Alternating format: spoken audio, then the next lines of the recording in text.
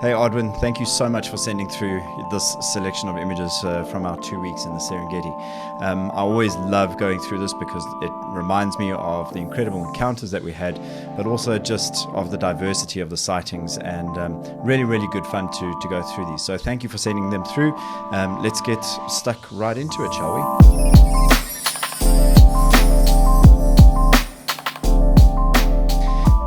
Absolutely love this shot. Unfortunately, I see some of the EXIF info hasn't pulled through, and that's just on an export setting on your side.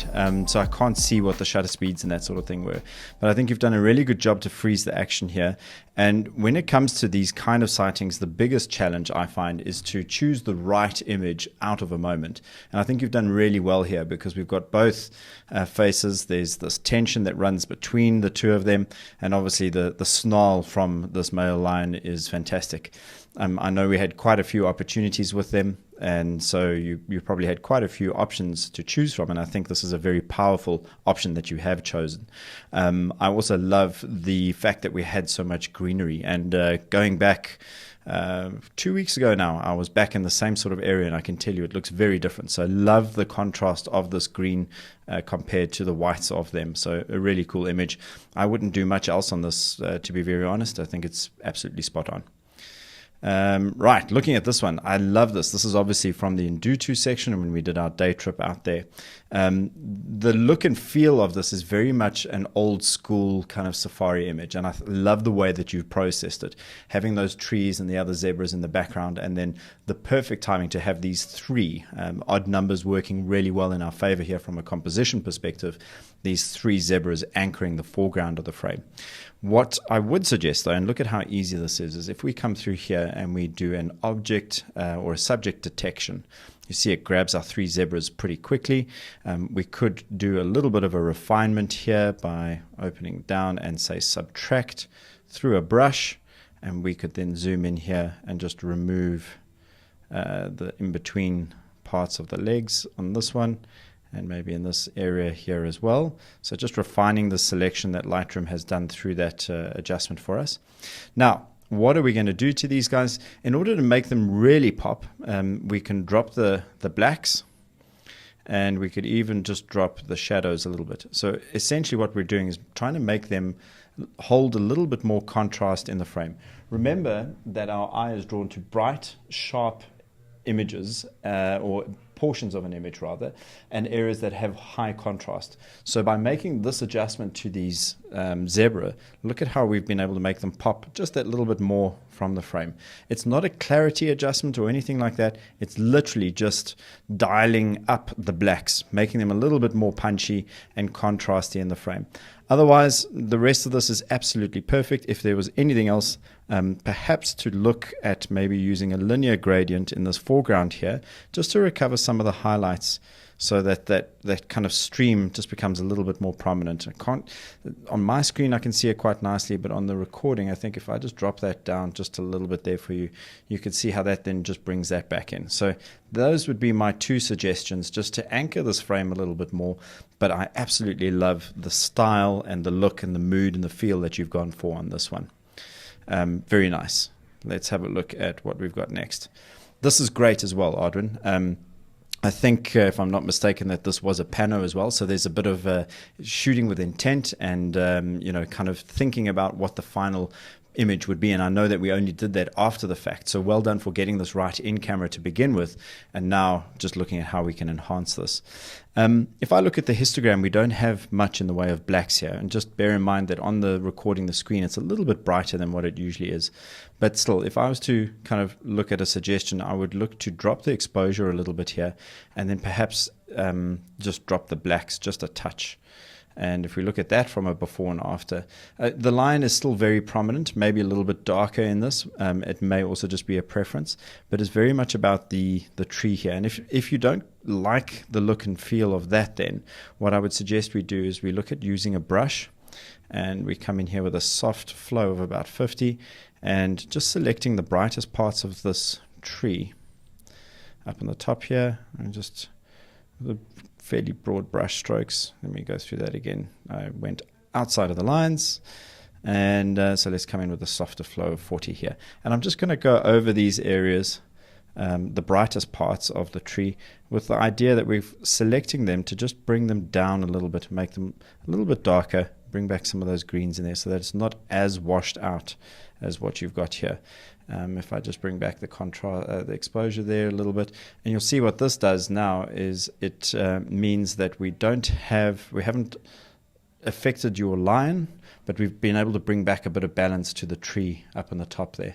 So I think those are the two adjustments that I would suggest making on this one. I know we also said that there was the option of recovering the sky, and that was a different way of processing it, but I do like this clean and simple with that little bit of color in it. That line stands out quite nicely in an otherwise very busy and cluttered scene. So very well done. I absolutely love this shot. This is great as well in amongst these sedges. I think the detail in the catch lights in the eyes, and for, this is one of the biggest challenges when you're photographing cheetahs, to get those beautiful amber colored eyes, and it's really only in good light that you're able to do that. So really, really well executed. Love the fact that they're kind of both in the same focal plane, which makes our depth of field that much easier, and how you've been able to blur the background a little bit here. This is an option on an image where we could look to apply the lens blur feature from Lightroom. And you'll remember we spent a bit of time on this, and the kind of options that we have is to bring the foreground blur a little bit closer to them, and then to bring the background and adjust that background blur. And because you've shot this with a shallow depth of field to begin with, Ardwin, you'll see that it actually works quite nicely. So now it's about deciding whether we like that. And you can see in this kind of back left area here, have a look here at the effect. You can see it just softens things up just that little bit more. Not a must, but I do think it adds a nice little polish to the image. If there was anything else that I could suggest, is to have a look at this little bright patch here in this top left-hand corner. That yellow patch there is a bit of a distraction. So perhaps using the content aware fill or spot removal tool in that background there, just to remove that. Absolutely love it. Really, really gorgeous image. You can see the effect of that lens blur on your signature in the bottom right here, by the way, just if you were wondering what impact it had in the foreground. I love this. And if I go back to the grid and I compare these two images, this is a fantastic way of showing how scale and a sense of place can be used to tell the same story but in a very different way. And obviously in this instance, pulling back, shooting with a much wider kind of field of view. I love the sense of scale and the context that is brought into play through this kind of rolling hills in the background here. Very, very well executed. I like the black and white conversion. I think everything here is really well done. And I like the 16:9 kind of crop to emphasize the width here. Very, very cool. Again, the same sort of moment. And if I look at these three images, I don't know whether this was intentional or not, but this is exactly what you would want, Ardwin. You've got a nice, tight portrait kind of shot, head-on, very intimate, lots of connection, movement, context of the broader landscape and the environment, and then something in between the two, which you've done well to execute here. If there was another slightly different take on this, is to perhaps look at taking away some of those distractions, and it kind of borders on being very much like the first image, being a little bit tighter, but a slightly different field of view. So in fact, I do think that that's probably the three that would work better. So that crop on that image kind of puts you in the mid-range, but then also, if we come back to it and have a look here, it eliminates some of those potentially distracting elements up on the top there of the frame. So I would actually suggest that we look at a crop like that. But in terms of the processing and everything, colors all look very good to me. No real input on that one. I think it's great. Sorry, I still got those selected. Our next one. Talk about memories. This morning was fantastic. I don't think I've ever seen as many wildebeest as we did on this particular day. So this is a lovely reminder of what we were treated to out there. And, obviously the idea was to find zebras in amongst the herd that provided the contrast so that we could actually anchor that frame with that contrast and those zebra, and then allow the eye to kind of explore backwards into the rest of the herds. And I think you've achieved exactly that with this image, both from the composition perspective, but also from exposure. So it's bang, here are the two zebras, and then your eye drifts off into the distance to the rest of the herd, so the zebras and the wildebeest, and then just the right amount of sky with a bit of color in it, so it's not overexposed and lost. There's a hint of a blue in there, which is beautiful. Love the cropping out in the foreground here. If anything, you could perhaps bring this in just a touch more to do something along those lines, and then extract that wildebeest out on that left-hand side. But again, that's a marginal call, and neither here nor there really. But I think with the concept of having contrast to anchor the frame and allow the viewer's eye to run through the depth here to show the sheer number is well executed. Love it. This was a tricky morning. The mist was changing the whole time. Light was changing. Our angles were changing. The animals were moving. Contrast was a challenge. Trying to find focus was difficult. So I think you've done really well here. I love the mood. I love the kind of the colors that we've still got in that background. Obviously, footfalls of these two zebra, the little foal in the background there, and then good use of negative space, I think. So if we have a look at the composition, bang on the rule of thirds, focal plane and the focal point, right here where we want the convergence of these three lines, right on the rule of thirds. Lots of negative space, darker as well in this foreground area, which pushes our eye towards these zebbies in this patch of contrast. Beautiful image. Absolutely love it. I'm glad that you haven't overcooked it and tried to make it too warm and too orange and too saturated. It would look unnatural. So I think you've done a really good job of getting that one together. And this is just one of those moments where, again, you absolutely, you're taken right back to that morning where we were tracking these guys through this mist. And it was actually the same morning. We were hoping to find them, and it was after this time that we'd spent with the zebras that we finally got these male lions walking through this incredible mist. I love the sense of mystery, the colors, the blue coolness of it, but the fact that we've got this warm orange line that breaks and complements that blue. Those are two complementary colors. So the color palette in here for me is lovely. If anything, I think looking at the histogram here, everything is kind of bunched up into the middle of the frame. So there may be some room to just work on like tonal contrast here to really pump the lights and the darks just that little bit to provide a little bit something extra. If you have a look at the change here, goes from being maybe a little bit more grayscale and washed out. We're stretching out that histogram just that little bit more to get a bit more color into it.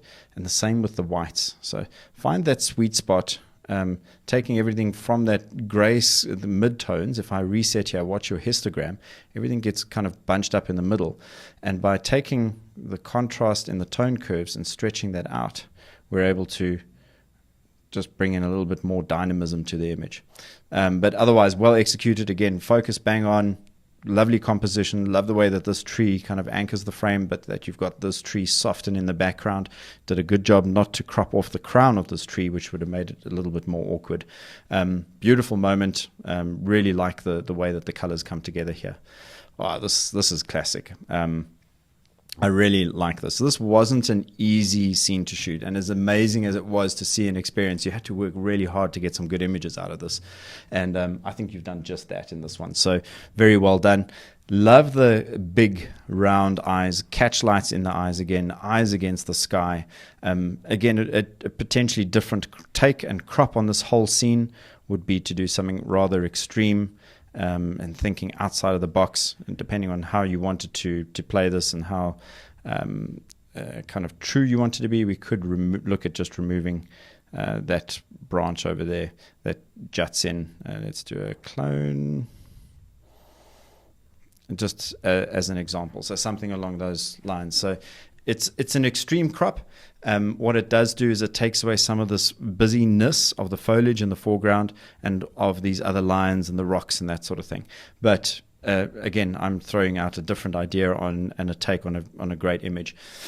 If we kept it in this orientation, I would still suggest, if I do my kind of eye mapping exercise where I go straight to this line, but then I'm drawn down here, this black plant against the sky is quite contrasty. And so my eye is drawn to that bottom left-hand corner. If we were to remove that the image becomes just that little bit more powerful because we now go here and we're not pulled down that way. Have a look at it. I'll reset the crop for you so you can check it out. But if you close your eyes and open it, bang, you go here, then you immediately come to this side. Whereas if we crop it in and we land somewhere around there, let's bring his paws back into it. That'll help. You see how it's a little bit cleaner, and that bottom left-hand corner doesn't call up for our attention as much anymore. But otherwise, well processed. I love the black and white. I love the patterning and texture of the cloud in the background. Very dramatic, which it was that afternoon, and the light was magnificent. I hope you've got some of these in color as well. Absolutely gorgeous. I love it. You can title this The Family Portrait. It's just another one of those moments that for me, this afternoon was very, very special. And I think this has been well captured. I love these pastel blues and the hues here. If anything, maybe, again, a large brush, and I'm not really going to do subject to text because I don't want to really draw too much attention to those lines.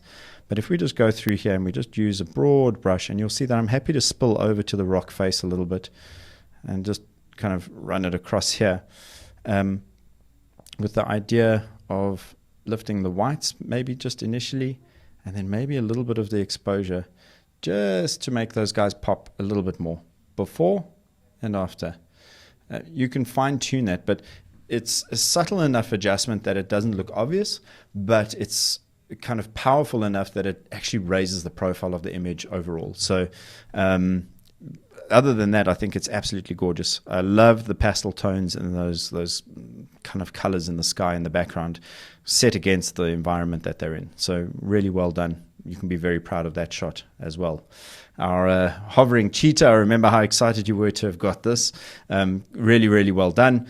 Processing wise, absolutely perfect. Like the 16:9 crop to show the movement. If we look at the rule of thirds, we're giving more space for the subject to move into on this right hand side, which works very well. Well captured and well processed.